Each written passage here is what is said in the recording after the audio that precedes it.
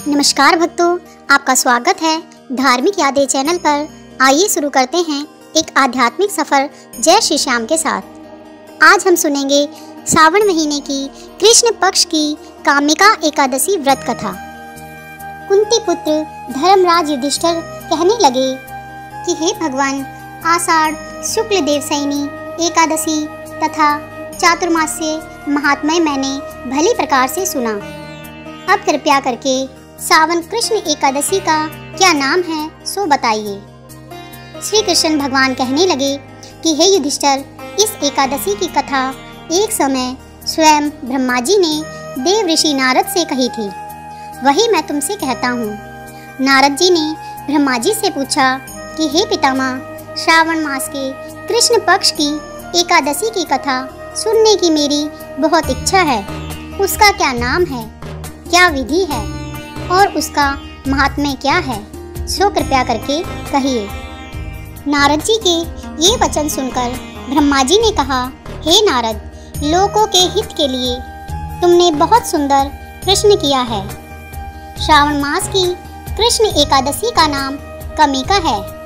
उसके सुनने मात्र से वाजपेयी यज्ञ का फल मिलता है।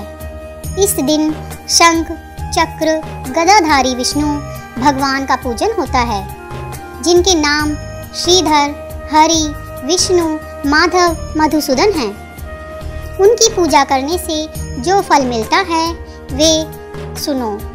जो फल काशी और पुष्कर स्नान से मिलता है वे विष्णु भगवान के पूजन से मिलता है। जो फल सूर्य व चंद्र ग्रहण पर कुरुक्षेत्र और काशी में स्नान करने से और पृथ्वी दान करने से, गोदावरी और गंडकी नदी में स्नान करने से प्राप्त नहीं होता, वह भगवान विष्णु के पूजन से मिलता है। जो मनुष्य सावन में भगवान का पूजन करते हैं उनसे देवता, गंधर्व और सूर्य आदि सब पूजित हो जाते हैं। अतः पापों से डरने वाले मनुष्य को कामिका एकादशी का व्रत और विष्णु भगवान का पूजन अवश्य करना चाहिए। पाप रूपी कीचड़ में फंसे हुए और संसार रूपी समुद्र में डूबे मनुष्यों के लिए इस एकादशी का व्रत और भगवान विष्णु का पूजन अत्यंत आवश्यक है। इससे बढ़कर पापों के नाशों का कोई उपाय नहीं है। हे नारद, स्वयं भगवान ने यही कहा है कि कामिका एकादशी व्रत से जीव कुयोनि को प्राप्त नहीं होता। जो मनुष्य इस एकादशी के दिन भक्ति पूर्वक तुलसी दल भगवान विष्णु को अर्पण करते हैं वे इस संसार के समस्त पापों से दूर रहते हैं। विष्णु भगवान रत्न, मोती, मणि तथा आभूषण आदि से इतने प्रसन्न नहीं होते जितने वे तुलसी दल से होते हैं।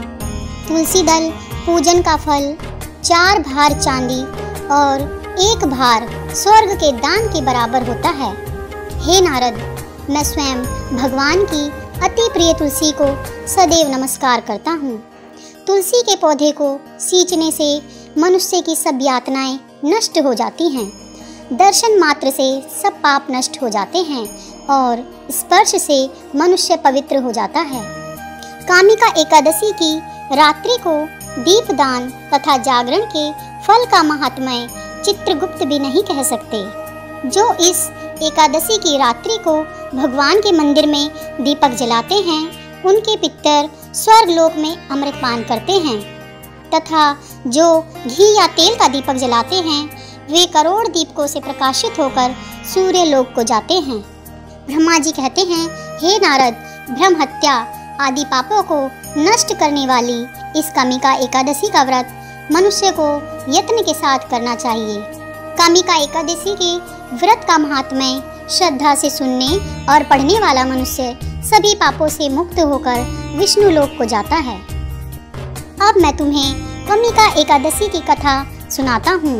कामिका एकादशी के दिन भगवान मधुसूदन की पूजा के बाद कथा सुननी पढ़नी चाहिए, तभी यह व्रत पूरा माना जाता है। कथा के अनुसार एक गांव में एक क्षत्रिय रहता था। एक दिन किसी कारणवश उसकी एक ब्राह्मण से हाथापाई हो गई और इसमें चोट लगने से ब्राह्मण की मौत हो गई। अपने हाथों मरे ब्राह्मण की क्रिया उस क्षत्रिय क्षत्रिय ने करनी चाहिए तो पंडितों ने उसे क्रिया में शामिल होने से मना कर दिया। उन्होंने उसे बताया कि तुम पर ब्रह्म हत्या का दोष है, पहले प्रायश्चित करो और इस पाप से मुक्त हो, तब हम तुम्हारे घर भोजन करेंगे। इस पर क्षत्रिय ने पूछा कि इस पाप से मुक्त होने का क्या उपाय है। तब उन ब्राह्मणों ने बताया कि सावन महीने के कृष्ण पक्ष की एकादशी को भक्ति भाव से भगवान श्रीधर विष्णु जी का व्रत रखो और भगवान का पूजन कर ब्राह्मणों को भोजन कराकर दक्षिणा के साथ आशीर्वाद प्राप्त करो। इससे तुम्हें ब्रह्म हत्या के पाप से मुक्ति मिलेगी।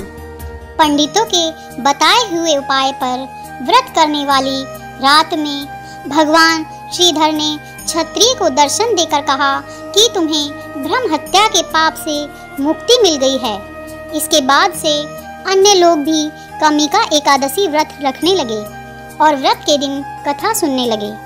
श्री हरि विष्णु आपकी सभी मनोकामनाएं पूरी करें।